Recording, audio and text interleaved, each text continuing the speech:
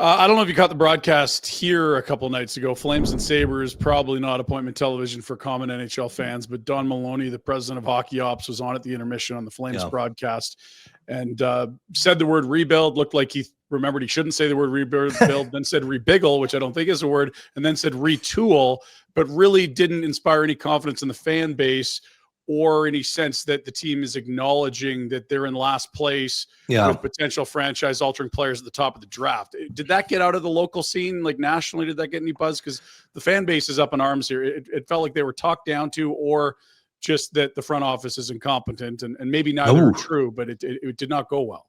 Well, the sense that I get from my sources there, the only way ownership is going to embrace a rebuild, I'll use any of those R words, but effectively they mean the same thing. You know, they've tried to transition on the fly. It worked last year for parts. It hasn't worked at all, even close this year. But in order to reconstruct, retool, rebuild, I think that Edwards and company would be okay with it, provided there is a plan from Craig Conroy that doesn't show this is going to be a 7 to 9 year ordeal.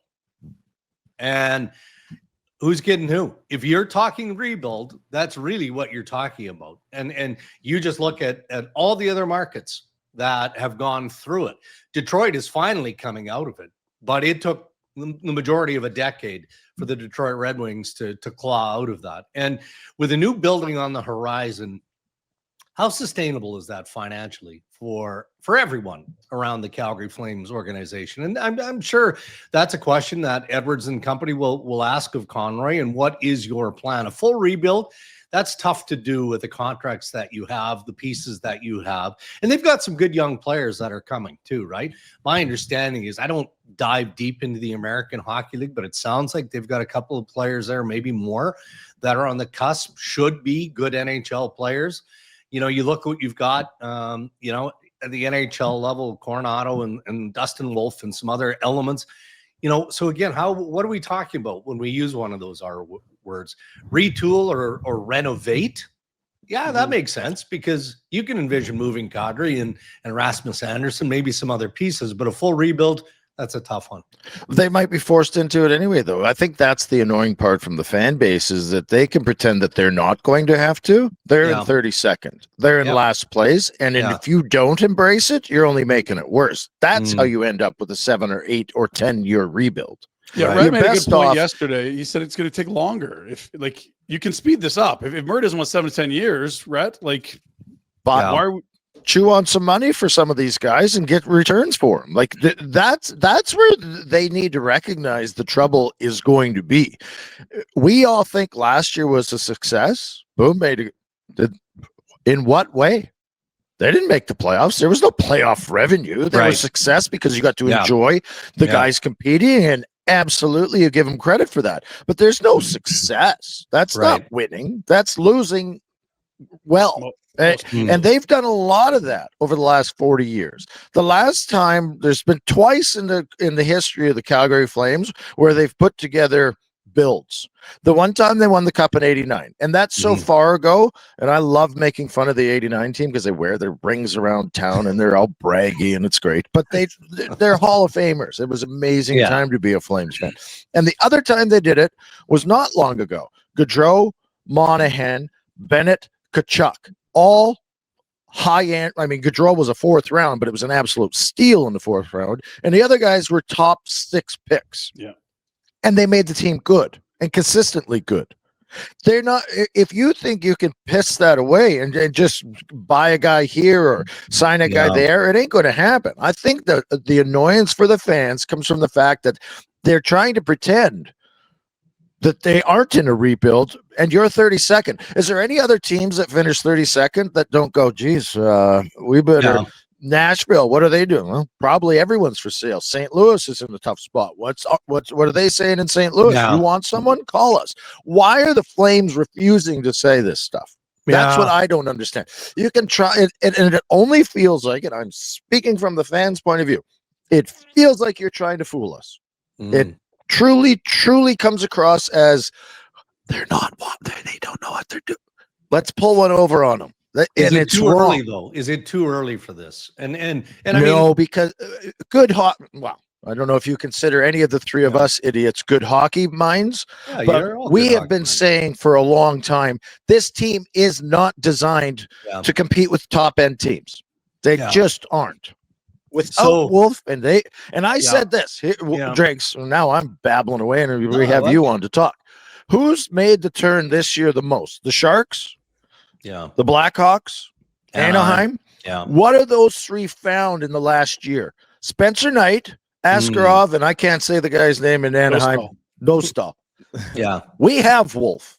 So let's add the other pieces and just admit what we are. Yeah. Well, the reason I say, is it too early, is because to do that and be successful at it, they should have made that determination, if that's the case, last year and in the off season, right? Because yeah, I'm sure you did multiple times, because look, we're always reminded every single year that if you're trying to meaningfully change your organization in season, you're going to get disappointed. You're going to make a dumb trade at the trade deadline where you overpay for a player. Maybe he's a rental guy that doesn't help you, right? And I'm not looking at it from Calgary's perspective. I'm looking at it from the buyers. The one thing, and this tells me that Conroy hasn't made this determination yet. I talk to teams every single day, and there are no shortage of general managers looking to buy. Kent Hughes of the Montreal Canadiens. I mean, I know that St. Louis was all over that Habs game last night. So maybe there's something going on between the Blues and the Montreal Canadiens, but they have a stockpile of good young talent in Montreal, and he's ready to pay. Within reason? Don't know, but we always know there's flexibility in the system in the offseason to make bolder deals. Trying to do it now, it feels a little bit early. In season, perhaps, but 20 games in is a little bit early. Because I'm hot about this right now, I'll bring up two things. Why in the F weren't the Calgary Flames at that game then? Because if they're not recognizing and St. Louis is, and you miss out an opportunity, shame on you. As they may have been. I mean, and secondly, you mentioned Conroy, and I brought this up yesterday, and I have no insight. Are they split? There seems to be a lot of chefs in the kitchen of the Flames front office. Are they split in what direction to go, or are they on the same page? I don't get the sense that they're split, but I don't, I always find it's challenging when you've got a decent rapport with the general manager. I think it can be a little disrespectful to go above or around him for information. And that's not to say that I don't talk to other people in the Flames organization. Of course I do. I mean, people know my history with Dave Nonis. I mean, I've known him for 100 years, so we have conversations, but I don't get the sense that there's a split or a disconnect in that management group. I historically have heard that, I don't know how involved Jerome McGinley is now, but we know that, he and Connie have history together. They're very good friends. And why wouldn't you lean on the experience, the eye of Jerome McGinley? Hey, what do you see? What do you think? Mm-hmm. But I honestly, there are a number of organizations around the league where you do have that sort of, not everybody's on the same page. I don't get that feel out of Calgary yet. I don't. So can I rephrase the question? Do you think that this management team wants to do something and now the task is to convince the owner? It might be early for that. It might be, but this season, like generally speaking, if things continue, if they're 32nd and things how continue. can they not though? Exactly. That's the point, right? How can you not? I mean, but you're not getting the same level of offense by a long shot. So how can you not go, okay, we have pieces that other teams want. Murray Edwards doesn't want to trade Nazem Kadri. But if you're a non-playoff team, maybe Nazem Kadri, who loves Calgary, gets into the second half and goes, all right, well, I mean, here are the three teams that I'm willing to go to or whatever it is, because I do at this stage of my life and career want to vie for another Stanley Cup. Well, that's changing, right? And then if that presents, well, what choice does Conroy have? You go to the owner and go, look, I can get great value for these guys. And my professional opinion is we have to do this. Why? I don't disagree with you, but if they think it's early, I have a hard Like, I don't What are think they it's watching? early. I've watched enough. No. Only early in the sense here, guys, that you got to maximize your return. Okay. You got to maximize your return. Like, I keep talking about Kent Hughes, or I keep talking like, Brad Treliving, you guys know Tree. I mean, he's in every conversation, but the one critical thing that always flies back at him is, but he doesn't pull the trigger. So, I mean, you've got teams who want to be buyers to a point, but okay, step up. I watched that Montreal game last night. People keep pointing fingers at the goaltender. Sam Montembeault was no good, but defensively they look lost out there, right? And they're dinged up. They need help up front. So is there a top 6 forward that the Calgary Flames would consider parting with? Maybe.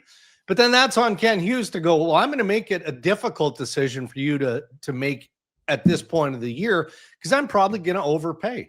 Jimmy Rutherford did that forever and still tries to do it in Vancouver. Did it with Lindholm 2 years ago here. Yeah, why not? Like, get ahead of the curve, because we know what happens when you get after U.S. Thanksgiving.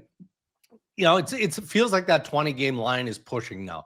We're probably looking at 30 games, but somebody's going to make a move. Somebody is going to overpay for a player that matters. And I feel like that's what maybe is needed in Calgary. Somebody's got to call Connie and go, okay, I want player X, and here's what I'm willing to give you for that player, and make him think about it. And if he declines, and we find out after the fact that he turned down this, and that for a piece, well, then he'll have to live with the wrath that's sure to follow. Yeah, it's funny though. Like, what I'm hearing is 2 things. One is that, yeah, if they had the haul they want for these guys, they're open to moving them. But I'm also hearing like, well, if Nazem wants to leave, then I guess, we're obliged. And it's like, why can't the plan just be, if we're in this spot, we can turn older assets into younger players? They won't say it. They will not acknowledge that they have a plan for this. And that's insulting. Do you think it could be somewhat financially motivated? Certainly, in a Canadian market, again, with a new building, because as soon as fans hear one of those R words, guess what they're not doing? Buying tickets. Yeah, but you know what else they're not doing right now? They're not going to the games to watch a low-scoring older team that's going to miss the playoffs for the 5th straight year. And look, maybe you hurt some revenues for spring, but God, if you have Verhoff or McKenna coming in, that will sell tickets in a new building. Do you truly believe that, Dregs? I mean, you would know more about it. Does, in a city like Calgary, do you think the fan base, let's play funsies, and they dump a few guys and they stay in 32nd or in the bottom couple teams? Do you think that is going to affect the bottom line? Because I feel like most of the people that buy season tickets here have bought them for 40 years. Yeah. And will continue to buy them for 40 years. And they're not going to fool anyone unless they look like they're going to be really good. It's not going to make it easier for these people to cough up the money for the new arena. Right. If they're middling or worse. Right. But if the fans can see, they've got some core pieces, I think ticket sales are easier. Yeah, maybe. I'm reminded of the conversation I had with Mark Chipman last October, so 13, 14 months ago, when they went through that similar, they were in a similar predicament, and they're facing the Hellebuck and the Scheifele extensions, and Chipman did his due diligence, talked to the people in Detroit, talked to the teams I went through a rebuild, and just made the educated financial call as owner of the Winnipeg Jets that they could not sustain a 7, 8, 9-year rebuild. The fans would turn. That's Winnipeg. So so they were fortunate enough to get those 2 guys to sign on, and now they've just continued to figure out and to lock down their core. So I guess we'll never know, but that was the view of one Canadian owner, and it could be shared by Murray Edwards in Calgary. It might be. Hey, buddies, thanks for watching. We appreciate it. Also, if you could throw in a like and subscribe, it does help us out with what it is we are doing. And check out more at flamesnation.ca.